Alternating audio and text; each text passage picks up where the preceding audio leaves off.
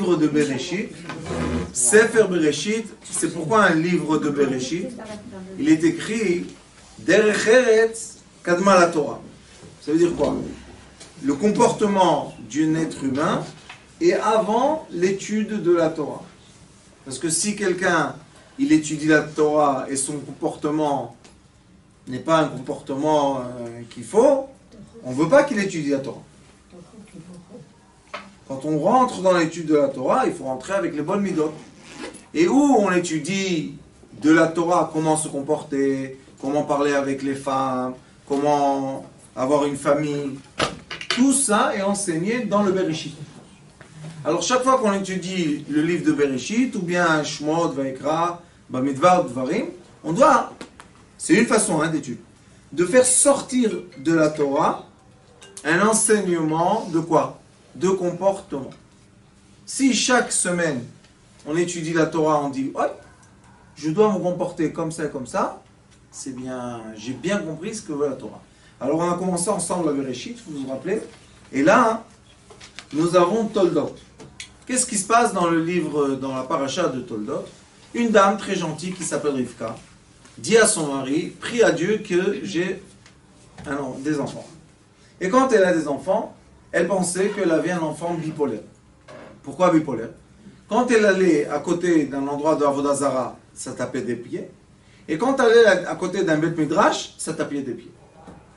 Il est écrit qu'elle a parlé avec Akadosh Baruch Hu. Le début de Toldot, c'est incroyable, mais il est écrit que Rivka parle avec Akadosh Baruch Hu. Vatilech lidrosh et Hashem. Le nom d'Akadosh Baruch Hu qui est écrit là, c'est le nom d'Akadosh Baruch Hu qui a parlé, qui s'est dévoilé à qui? À Avraham Avinu. Qui est Rivka que Akadosh Baruch Hu se dévoile à elle? Regardez ce qui est écrit. Vayomer Hashem là. Il lui a dit, Hashem, quel Hashem? Ot Yud, Ot Hey, Ot Vav, Ot Ze. Qu'est-ce qu'il lui dit? Shne goim bevitnech, ou shne leumim mimeaich yiparedu, ou leom mileom yahametz, verav yavot tzair. Il lui dit, tu auras deux enfants, qui sont la tête de quoi? De deux peuples. Et ces deux peuples-là vont se séparer, ils ne vont pas être comme des frères, ils vont être comme des ennemis. Et il y a une halakha qui dit Esav sonne le Yaakov tamid. C'est une halakha. Et il lui dit Verav Yavot Tzair. Le premier qui sort sera soumis au deuxième. Avant qu'elle ait les enfants. Maintenant, Yitzhak, il vieillit un peu, il appelle Esav et il lui dit Vayomer Vayi Kizaken Yitzhak. Yitzhak a vieilli, Vatiken Enav, il ne voyait plus tellement bien. Mais Ro'ot, Vaikra et Esav Beno Agadol. Il a appelé son fils Esav. Comme il y a eu deux jumeaux, et il paraît dans la Torah, il est écrit que Yaakov et Esav se ressemblaient. Sauf que un était très poilu, on dit, hein, et l'autre il est très lisse. Mais ils se ressemblaient vraiment. Alors, le père, il appelle qui? Esav. Pourquoi il aime Esav?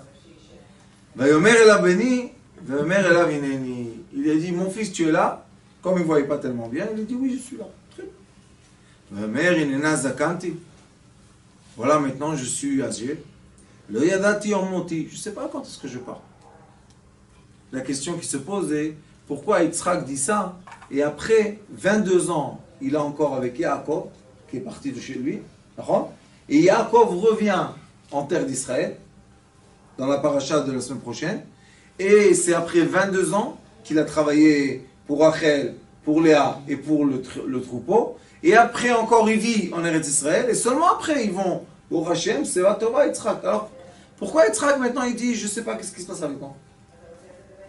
Alors il dit, Ve'ata sana kelechet alecha vekashtecha ve'tzeh asadeh ve'tzuda litzayid. Il a dit, toi maintenant, tu vas prendre tous tes outils, toutes tes armes, et va dans les champs, et va m'amener, trouve quelque chose, une biche. Vaseli, et après il lui dit, Vaseli matamim kasher ahavti. Et toi, tu sais comment préparer le manger que j'aime. Question. Qui aime le manger? Le nefesh, le ruach ou la neshama? La vitalité, l'esprit ou l'âme? La vitalité. Seule vitalité. Qui parle maintenant avec Esav? La vitalité. Le nefesh. Le nefesh. Qu'est-ce qu'il dit le nefesh? Écoute, viens nefesh. On parle maintenant nefesh benefesh. Qu'est-ce qu'il lui dit? Tu sais, moi le nefesh, c'est la fin. Pourquoi c'est la fin? Parce qu'après, quand Yaakov 22 ans, et il étudie la Torah une partie du temps, avant d'aller voir Rachel, il a étudié la Torah, qu'est-ce qu'il fait Yitzhak? Quoi? Il mange toute la journée des biches, c'est ce qu'il fait? Yitzhak aussi, il s'élève. Alors il a dit, avant l'évaluation que je vais avoir, spirituelle, je t'appelle pour faire quoi? Pour, avec le matériel, te bénir. Et il lui dit, Ve'avi ali v'ochla ba'avur tevarchecha nafshi. Je veux que ma vitalité te bénisse. Et Yaakov, qu'est-ce qui va le bénir? Dans chaque être humain, il y a les degrés de vie qu'on est maintenant. D'après le degré de vie dans lequel je vis maintenant, chaque fois, je me comporte d'une autre façon. Chaque fois, j'ai un autre approchement. Chaque fois. Donc la personne, elle doit savoir que d'après l'état d'esprit dans lequel elle est maintenant, c'est la façon d'elle voir la vie, dans laquelle elle voit la vie. Et si la personne, chas v'shalom, veut voir la vie d'un autre état d'esprit, elle ne peut pas. Alors, chaque fois qu'on vit, on doit se poser la question, dans quel état d'esprit je suis maintenant? Et qu'est-ce qui fait plaisir à mon état d'esprit de maintenant, d'aujourd'hui, de l'âge que j'ai maintenant? Parce que si on ne veut pas être en paix avec l'état d'esprit dans lequel on vit maintenant, malheureusement, on peut, chas v'shalom, perdre quoi? La boussole, son équilibre. On essaye d'être quelqu'un de très spirituel, mais on renverse une table. Qu'est-ce spirituel? Quelqu'un qui m'a dit, aujourd'hui, il est venu me dire, tu sais, Rav, j'ai une spiritualité, mais des degrés magnifiques. Je dis, ça, c'est bien, je suis content, heureusement qu'il y a des tzadikim. Ouais, ma femme, elle me dit, oui, mais monsieur, vous savez, Shabbat, il est trop nerveux, trop nerveux. Qu'est-ce qu'il y a nerveux? Dernier Shabbat, il a cassé une bouteille de nerfs. Je dis, ah, t'es très spirituel, toi. C'est quoi ces histoires-là? Les gens vivent dans les bandes dessinées. Très spirituel, et rapide. Je me suis dit, ah, ma chère, il est venu. Bon, prochain. Il casse de nerfs, il casse les choses. Ah, c'est pas comme ça. Alors, qu'est-ce qu'il a dit, Yitzhak? Yitzhak, il nous a enseigné une chose très importante. Dans chaque degré de vie que tu es, comporte-toi de cette façon. Il a dit, Esav, pour moi c'est quoi? C'est le nefesh. C'est vrai que je l'aime. Pourquoi je l'aime? Il va dans les champs, il attrape les biches, il vient, il coupe, il me fait à la hache. Il est très gentil. Mais mon fils Yaakov, qu'est-ce qu'il fait? Il étudie, il est dans sa petite chambre, avec les livres. Bon, parle un peu avec ton père. Oui, c'est qui m'a enseigné la Torah? Si c'est pas son père, c'est qui a enseigné à Yaakov la Torah? Qui? C'est comme Yaakov et Yosef.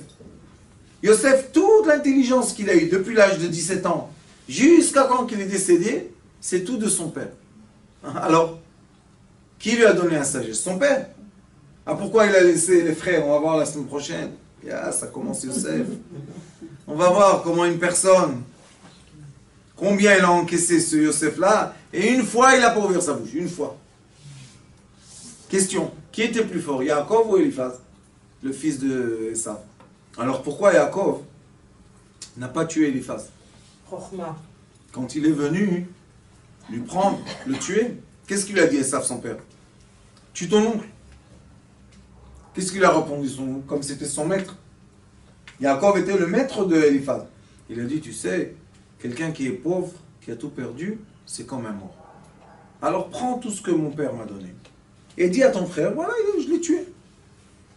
Qu'est-ce qu'il fait? Exactement ça. Quand il arrive voir Esav, Esav voit qu'il a eu tous les chameaux, tout l'or, tout, Qu'est-ce qu'il dit? Ah, ça suffit. Maintenant, il est mort. C'est pas qu'il est mort, chas shalom, mais il est mort. Des fois, dans la vie, il y a une sagesse de savoir comment montrer aux yeux de l'ennemi qu'on n'est rien du tout. Parce que si on fait la bagarre, on va perdre plus que tout perdre. Qu'est-ce qu'on perd? Regardez comme elle est belle la Torah. Qu'est-ce qu'on perd? Quand on se bat et on fait les procès, et on va au tribunal et tout. Qu'est-ce qu'on perd aussi? C'est plus le nefesh. C'est qui doit faire la guerre? Le nefesh. C'est qui veut l'argent? Est-ce qu'il a besoin, l'esprit a besoin d'argent, l'âme a besoin d'argent? Le nefesh seul, il a besoin d'argent. Alors pourquoi on fait des guerres? Parce que notre vitalité a besoin de matière physique. Mais l'âme n'a pas besoin de matière physique. Alors Yaakov, qu'est-ce qu'il nous enseigne? Il dit, écoute, quand quelqu'un vient prendre ta matière physique, fais attention de ne pas perdre avec ça ta spiritualité, l'esprit et ton âme. Fais attention. Donne le physique, garde l'esprit. Pourquoi? Parce que celui qui a eu l'esprit de la richesse une fois dans sa vie, il sait comment le faire. Alors une fois, il dit, allez, prends tout. Et après quelques années, on voit, hop, il est remonté. Pourquoi? Parce que l'argent, c'est pas du physique. Ça va et ça vient. L'argent, c'est du spirituel. L'argent, c'est l'état d'esprit que j'ai. Si je dis, ah, ça va pas, je perds tout, ça va pas, à la fin, je perds tout, ça va pas. Mais si je dis, bon, Hachem, ça va s'arranger, qu'est-ce qui se passe? Ça s'arrange. Et qu'est-ce qui s'est passé?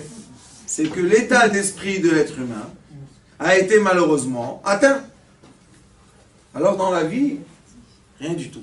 Qu'est-ce qui nous enseigne Yitzhak? Il dit, moi je veux donner à mon fils Esav ce qu'il mérite. Pourquoi? Parce qu'entre les deux jumeaux, celui qui est spirituel, esprit, ça doit être Yaakov, et celui qui est matière, ça doit être Esav. Une autre preuve de ce que je vous dis, quand Yaakov est venu, et les anges lui ont dit, et les anges lui ont dit, Esav vient contre toi, il a des anges et tout et tout. Qu'est-ce qui s'est passé? Yaakov s'est incliné. Et qui est venu avec beaucoup de bétail? C'est Yaakov. Et Esav, qu'est-ce qu'il était? Avec 400 soldats pour aller attraper de la bétail. Alors maintenant on se pose la question. Qui est riche et qui est pauvre? Yaakov est riche. Pourquoi? Vous savez combien il avait? Il avait 600 000 chiens qui gardaient les troupeaux. 600 000 chiens. Chaque chien, 100 têtes de troupeau. 600 000 fois 100, c'est 600 000, c'est fois 10, c'est 6 millions. Et fois 60 millions de têtes de troupeau. Vous imaginez? C'est des machines qui rasent toute la pelouse. Mais pas une pelouse d'un jardin. Ils rasent un pays entier, cela. Alors maintenant, qui est venu avec beaucoup d'argent et qui est venu avec un peu d'argent? Yaakov est venu avec beaucoup d'argent. Pourquoi il est venu avec beaucoup d'argent? Puisque Yaakov doit représenter l'esprit. Pour amadouer ça. Parce que la mère de Yaakov a eu peur pour lui. Yitzhak savait exactement. Yitzhak savait, celui qui a l'esprit aura toujours l'argent. Mais celui qui a seulement l'argent, il n'aura pas toujours l'argent. Alors, en aimant son fils, pourquoi il doit faire du mal à son fils? Qu'est-ce qu'il a fait ça de mal? Alors il a dit, je vais donner le matériel à mon fils, c'est ça. Et mon fils Yaakov, il va s'arranger, non? Puisqu'il est intelligent. Et qu'est-ce qu'elle a fait, la Rivka? Elle a dit, non, j'aime mon fils. Ouais, tu as aimé ton fils. Tu l'as envoyé en exil, 22 ans. Il s'est vendu en tant qu'esclave. Et le Zohar Kadosh dit, quel droit avait Yaakov de vendre son corps en esclave à Lavan? D'où qui l'a permis ça? Tu es le fils d'Abraham Yitzhak. Comment tu te vends en esclave? Le Zohar Kadosh dit que ce n'était pas une chose tellement magnifique. Et après, il revient. Mais comment il revient? Comme Yitzhak a dit, il va venir toujours, parce qu'il a l'esprit. Mais le pauvre Esav, qu'est-ce qu'il a? Il n'a rien du tout. À la fin, Yaakov, vous savez, quand ils enterrent Yitzhak, Yaakov dit à Esav, voilà, Eretz Israël et Fanecha. Non, Esav lui dit, non, non, non, non. Eretz Israël, Shelcha, Ani, Yeshli et Ar Seir. Il a une montagne qui s'appelle Ar Seir, je me contente de ça. Donc à la fin, qu'est-ce qui s'est passé? Que Esav, malgré la volonté de Yitzhak de lui donner beaucoup, il est resté sans rien. Yaakov, malgré qu'il devait, avec son esprit, avoir beaucoup, il a eu beaucoup sans faire d'effort. Alors, qu'est-ce qu'il avait besoin d'aller 22 ans, après se punir, lui, 22 ans de Yosef, et après que tout le peuple d'Israël descende en Égypte, en esclavage. Il y a toute une démarche ici dans cette histoire. Alors, Yitzhak voulait, dès le début, mettre les choses en place. Il a dit, voilà, Yaakov, toi tu es l'esprit. Où je te mets dans le monde, vous savez, ma mère disait toujours, celui qui est sage, c'est comme l'oignon. Où tu le mets, il pousse. Tu le mets à l'endroit, à l'envers, à les côtés comme ça, à côté comme ça, il pousse. Et des enfants, ils se débrouillent. Mais ceux qui ne savent pas se débrouiller, c'est eux qu'on doit leur donner l'aide. Rends ou pas? Oui, bien sûr. Yitzhak, c'est exactement ce qu'il a dit. Il a dit, Esav mon fils, qu'est-ce qu'il a dans la tête? Regardez un peu ce qui est écrit dans les midrashim sur Esav. Qu'est-ce qu'il voulait? Il prenait des biches, il tuait les gens, il faisait comme ça, il se fatiguait.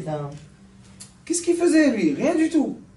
Qu'est-ce qu'il faisait de bien, de productif pour sa vie? Rien du tout. Son père n'aimait pas une tribu, il allait se marier avec elle. Plein de bêtises comme ça. À comment tu dis tu l'aimes? C'est une question, hein. Mais cette question-là, on peut la remonter encore plus haut. Pourquoi il est écrit que Abraham aime Ishmaël? Puisque tu as reçu Yitzhak. Et bincha asher ahavta et Yitzhak. Pourquoi il doit dire le fils que tu as aimé, l'unique que tu as aimé, Yitzhak. Ouais. Dis le fils que tu as aimé, c'est fini. Non, il aimait Ishmaël. Et tous les sages demandent pourquoi Yitzhak a aimé ça et Abraham a aimé Ishmaël. C'est une question, hein. D'après les gens qui ont quitté le chemin de la Torah et ils ont fait des religions qui ne nous aiment pas tellement, d'après ces gens-là, les patriarches les ont choisis à eux? Pas à nous. Ishmaël, nos frères musulmans, qu'est-ce qu'ils disent? Nous sommes le peuple élu. D'accord? Et les chrétiens, qu'est-ce qu'ils disent? Nous sommes le peuple élu. Qu'est-ce que ça veut dire ça? C'est Yaakov? C'est pas vrai. Il est écrit qu'il lo yitosh Hashem amo venachalato lo ya'azov. Alors maintenant, vous allez poser une question. Pourquoi dans le déroulement de 6000 ans, qui est 60 ans de vie d'une personne et 10 ans la vie de Shabbat, c'est 70 ans, pourquoi Akadosh Baruch Hu, dans ce déroulement, a montré que les patriarches aimaient les enfants difficiles et ils ont, on va dire, un peu laissé dans la nature les enfants qui sont doués. Pourquoi l'instinct C'est l'instinct, justement. des parents de donner la force aux faibles et non pas améliorer l'effort? C'est pour une question de jalousie, parce que les deux frères, Abel et Caïn, peut-être c'est parti de là, que les deux frères étaient jaloux, l'un était jaloux de l'autre, pour éviter qu'il y ait la jalousie. Au contraire, il y a une grande jalousie. Non, mais Le frère qui se débrouille tout seul, au lieu d'être aidé par les parents, il est... Allez, vous savez, ma mère dit que mon père, quand j'avais 1 an, c'est quoi 1 an? C'est même pas une marche. Il allait à la plage, il me prenait, il me jetait dans l'eau, il partait. Les gens criaient, hey, il va se noyer, il va se noyer. Je leur disais, on va voir. Et j'arrivais pas, je sortais pas de l'eau, sortez de l'eau. Alors ma mère lui disait, pourquoi tu le fais ça? Il dit parce que lui, il saura se débrouiller. il va se débrouiller de toute façon, il va se débrouiller. Et les autres, il a dit les autres, tu vas toute ta vie faire attention, que ça casse pas, que ça se refroidit pas, que ça se chauffe pas. Maintenant, quelle est la raison? Normalement, dans le monde qu'on nous enseigne aujourd'hui, malheureusement, que c'est un monde de quoi? Va toucher le sommet de chaque chose. Au contraire, tu as un avion qui marche à peine. Tu as un avion qui va vite. Quel avion tu donnes l'essence? À celui qui va vite ou celui qui marche à peine? Les gens, instinctivement, renforcent quoi? Qu'est-ce que vous voulez dire, Rabalit, comme réponse? Non, moi je disais que instinctivement, instinctivement, on va vers l'enfant qui est le plus faible. Mais pourquoi? Pour que essayer de donner par rapport à nous, un amour qu'on a pour nos enfants, de leur donner qui soit égaux par rapport à notre amour. Qu'on n'ait pas d'injustice. Pourquoi l'enfant? Faut pas faire d'injustice. C'est pas une injustice. Un enfant qui se débrouille, qui lutte et tout. Un peu d'essence, qu'est-ce qu'il y a des fois hein? Au contraire, il a besoin de ça. Et celui qui est comme ça, il fait rien du tout, il fait pas d'effort. Allez mon fils, tiens, qu'est-ce que tu as besoin? Allez, tiens, qu'est-ce qu'il y a là? On ne rend pas service en faisant ça. Mais c'est la preuve. C'est une grande question ça. Alors il y a le grand débat entre Yitzhak et Rivka. Un grand débat.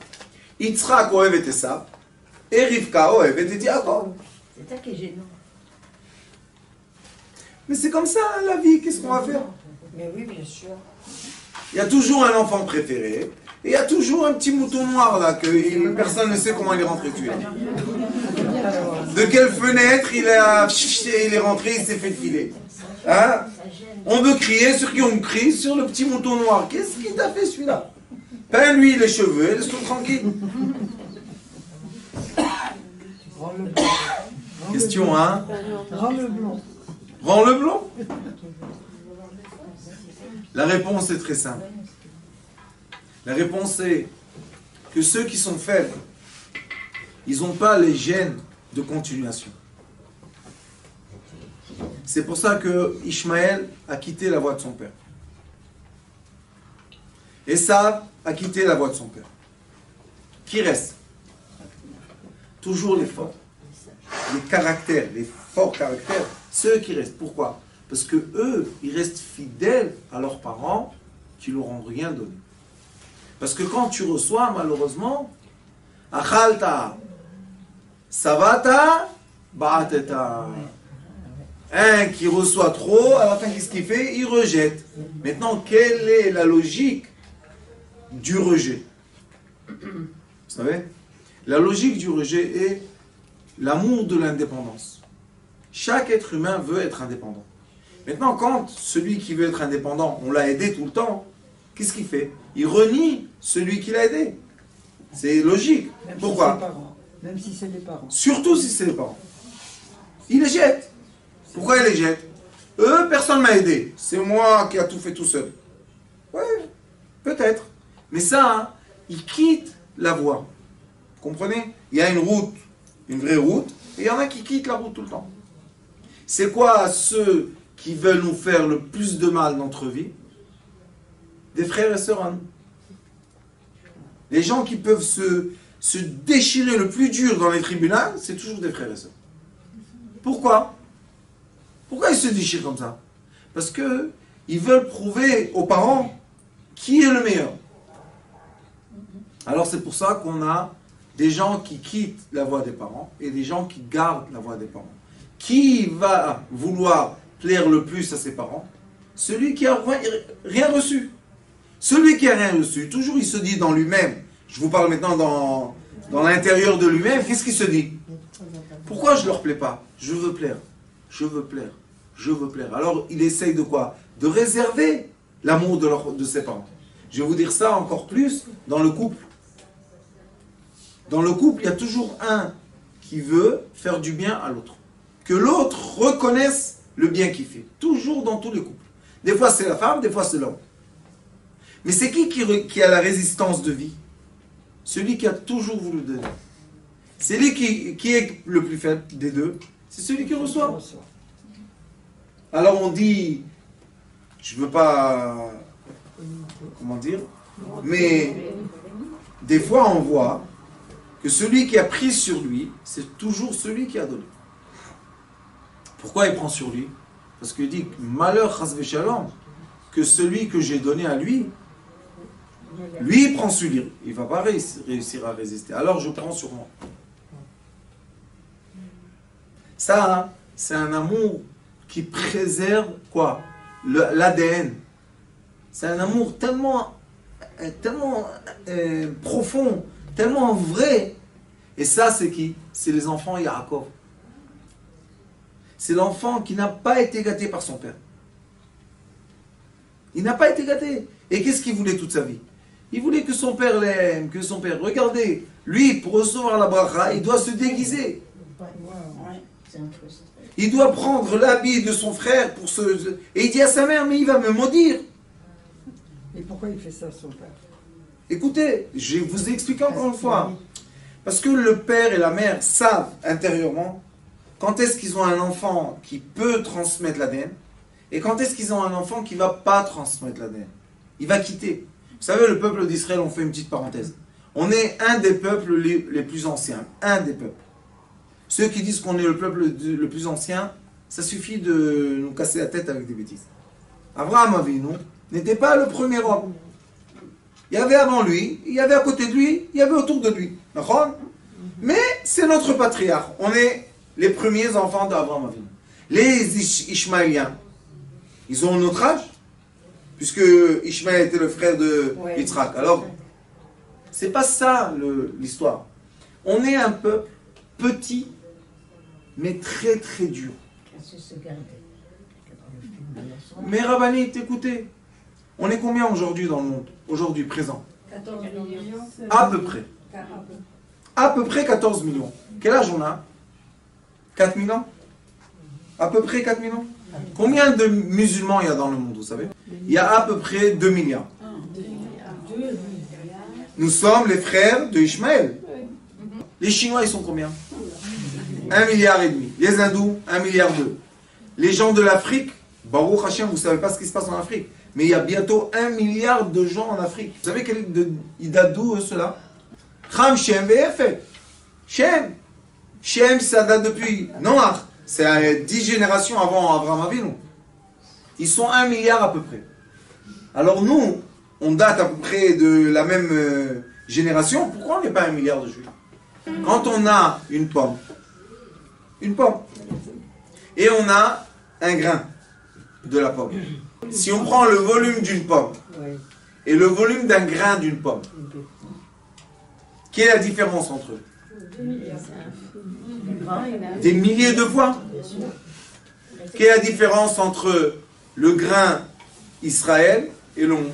Nous sommes le grain ADN qui doit passer de génération en génération et transmettre la volonté divine De Dieu. pas seulement au peuple juif. Parce qu'il est passou qu'il est écrit Ve'i chochmatrem ve'binatrem le'enei hagoyim. Les goy, c'est quoi? C'est le grand volume du monde. Il y a des milliards de milliards. Nous, on est quoi? On est le petit volume du monde. Nous sommes quoi? Nous sommes des millions. Dans l'arbre, dans les fruits, tous les fruits de la terre. Prenez par exemple une pastèque comme ça, bien rouge. Bientôt, on va voir en été les grosses pastèques. Prenez le grain. Quelle est la différence entre le grain et le volume de la pastèque? C'est des milliers de fois. Pourquoi? Et où est tout l'ADN? Dans le pépin. Dans le grain. Et le grain n'est jamais le grand volume. N'est jamais le grand volume. Alors Yitzhak, quand il fait du bien à Ishmaël, à Esav, excusez-moi, c'est parce que Yitzhak sait que Esav n'est pas le volume, il n'est pas, lui il est volume, ça ne sera pas le grain. Qu'est-ce qu'elle fait, Rivka? Elle dit, pourquoi mon fils n'est pas le volume? Je veux que mon fils aussi soit riche. Il n'a pas besoin. Son rôle est quoi?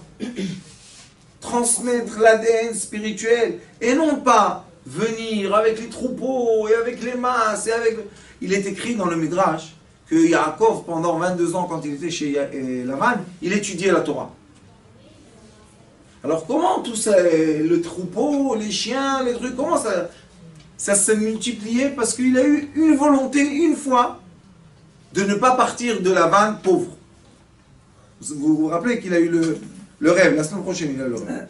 Il va rêver que quoi? Que lui aussi, il va prendre sa femme, ses 2 femmes et les enfants, il veut avoir quelque chose. Mais il n'a jamais imaginé qu'il va avoir 60 millions de têtes de bétail. Qu'est-ce qu'il fait avec? Et qu'est-ce qu'il dit à Esav? Il dit, Vani et alech liiti. Je ne peux pas aller marcher vite. Pourquoi? Parce que j'ai plein de troupeaux, il y avait la naissance tout le temps des petits, il ne pouvait pas bouger le pauvre. C'est pour un sage, c'est ça. Il est écrit, Marbe mnechassim, marbe de'aga. Celui qui a beaucoup de matériel, il a beaucoup de soucis. Est-ce que j'ai le client? Est-ce que j'ai la personne qui va louer? Est-ce qu'il va payer à temps? Est-ce qu'il va me faire des... Et quand il n'y a pas le loyer, on dit, oh, la maison, elle est fermée, pas dommage. Ça s'abîme. Vous savez, les maisons qui ne travaillent pas, ça s'abîme. Alors la personne qui a, où elle est sa tête?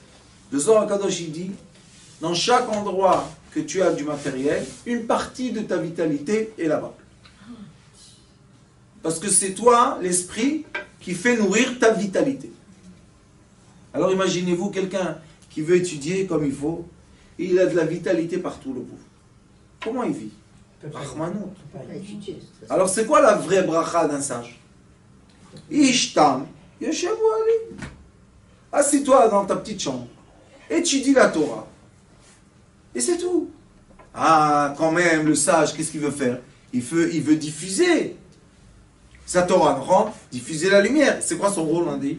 Le rôle du pépin, c'est d'être implanté dans la terre pour avoir un grand arbre avec plein de fruits. Et Baruch Hashem, imaginez-vous, si on prend les volumes de tous les fruits et de l'arbre qui sont sortis d'un pépin, quelle est la proportion? Immense. À mon avis, à la fin, le grain ne vaut plus rien. Mais le grain, pourquoi il est là-bas, vous savez? Parce qu'il sait qu'à la fin de la tige, du tronc, de la tige et tout, il va y avoir un pépin. Donc, il fait tout le tour pour retourner à sa place. Qu'est-ce qu'il a fait, Yaakov?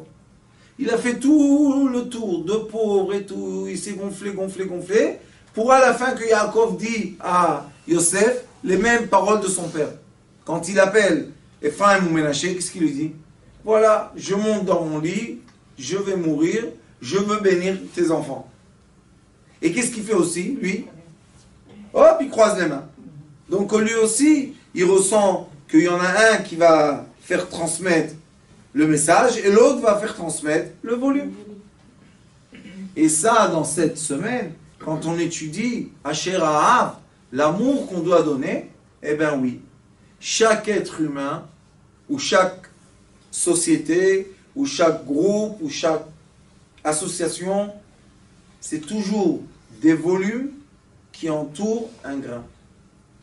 Aujourd'hui, ce que je veux vous expliquer, c'est une chose très simple.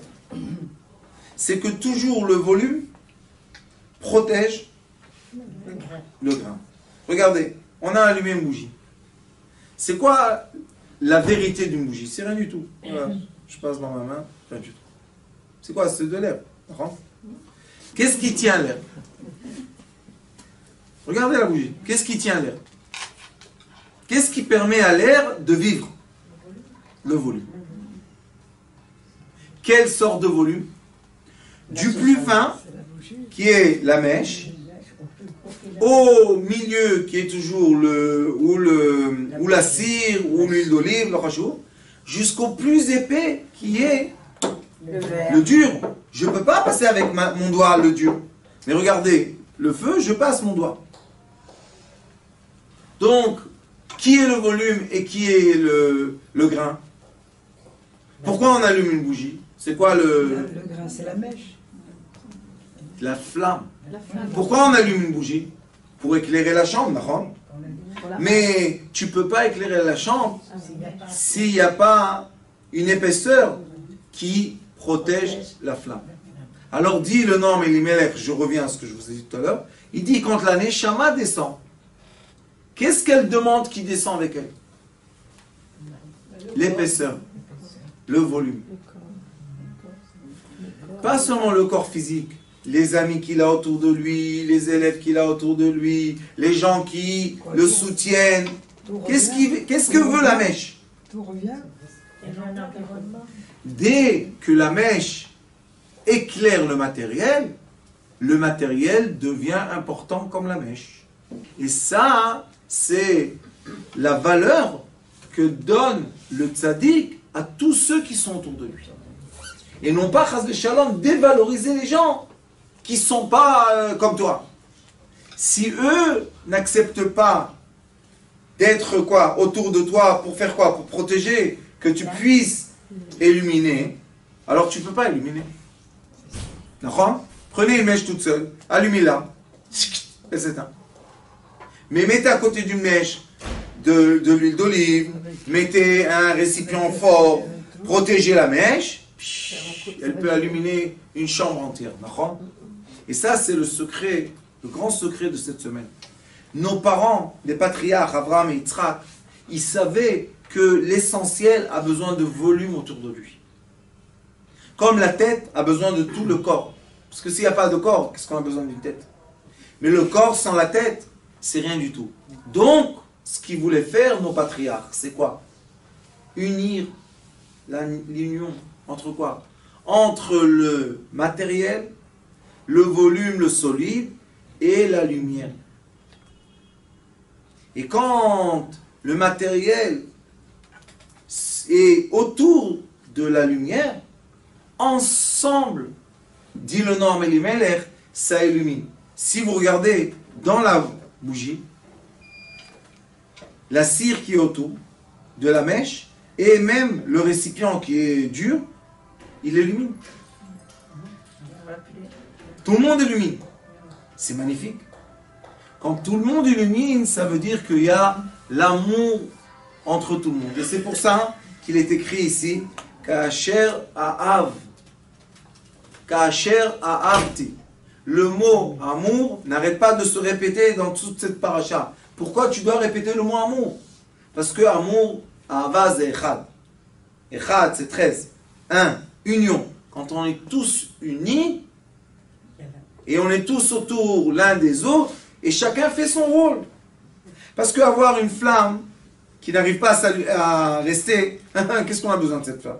Prenez un briquet qui a plus d'essence. On ne voit rien. Prenez de la cire, dites-lui, cire, fais-nous plaisir. On t'a vu dans le cours du Rav Schneider. On a vu que tu es illuminé. Illumine. Tu dis, oui, mais j'ai besoin de la flamme. Qu'est-ce que tu t'en fous de cette flamme? C'est pour ça que tous ceux-là qui ont quitté, malheureusement, le peuple juif, comment ils l'ont quitté? En voulant le détruire. C'est pas intelligent de vouloir détruire le cerveau. C'est pas intelligent de vouloir détruire une flamme parce qu'il y aura l'obscurité. Et on voit malheureusement que le monde qui veut détruire est obscur. Et je vais vous raconter un grand secret. Le monde qui n'est pas anti-flamme utilise les flammes. Où sont aujourd'hui les grandes têtes, vous savez? Ils ont quitté l'Amérique. Ils sont où? En Chine. Vous savez où ils sont? Ils sont en Afrique. Les grandes têtes, ils vont dans les endroits que la masse dit oui, on veut être illuminé. Même nous, sur Sitré Chaim, on reçoit des messages comme ça, vous savez, qui veulent étudier la médecine lumière. D'où on reçoit plein de messages? De l'Afrique. Monsieur le Rav, on veut montrer cette lumière ici chez nous. Combien de messages on reçoit d'Israël? Zéro. Pourquoi? On écoute les zéro. Zéro message. Ici, il y a déjà la lumière. Ah bon. Tout le monde se pense à la Bon. lumière. Tout le monde pense qu'ils sont dans la lumière, mais on a beaucoup de travail à faire. Le travail de la lumière, vous savez c'est quoi? Le vrai travail de la lumière, c'est les midot. Le comportement. Derech eretz kadma la Torah. Et si on va avoir de la derech eretz entre nous, c'est sûr que Israël peut être la grande lumière qui va illuminer le monde entier. Il n'y a pas de souci. Mais si on n'a pas le bon comportement entre nous, il y a un grand souci. Nous sommes seulement des amoureux. Et nous voulons une seule même chose. Que chaque flamme élimine tout quoi? Tout le réseau qui est autour d'elle. C'est tout ce qu'on veut.